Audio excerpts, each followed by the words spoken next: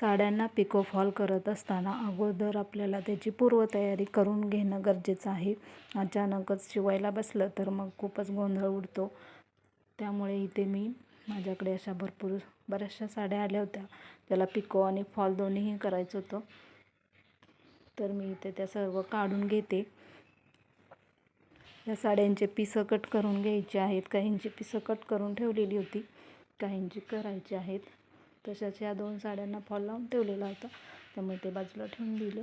आता या सगळ्या साड्यांचे पिसं पण कट करून घेते आणि याचे फॉल पण काढून घेते. तर मी माझ्याकडे म्हणजे एकदमच मी असे 5-6 डझन फॉल एकदमच आणून ठेवत असते, त्यामुळं गडबड होत नाही, कारण मग प्रत्येक वेळी बाहेर दुकानात जावं लागत नाही.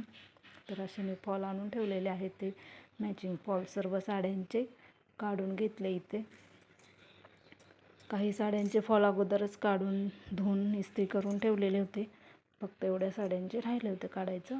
तर ते आता इथे मी सगळ्यांचे मॅचिंग फॉल काढून घेतले. आता हे सगळे धुवून घेते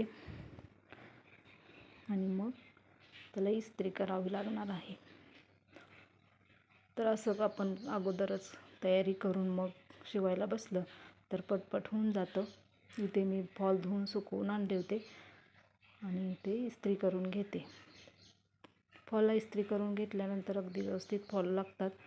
आणि दुसरं म्हणजे इथे मी ब्लाऊज पीस कट करून घेत होते, किंवा साडीचा आपण काठ वगैरे कट करून घेतो, तर त्यासाठी मी इथे मशीनचा आधार घेत असते. खाली ठेवून कट करत नाही, कारण मग म्हणजे ओढून धरता येतं आणि काय सरळ रेषेत असं साडी कट होते. ज्यावेळी आपण साडीची घडी घालतो त्यावेळी मग बघा कधी कधी साडीचा पदरचा कोपरा बाहेर निघतो, तर ते होत नाही, कारण इथं आपण एकदम करेक्ट असं कटिंग होतं साडीच्या काठाचं, पीस पदराचं कटिंग तर एकदम व्यवस्थित होतं. त्यामुळे मी असा मशीनचा आधार घेत असते.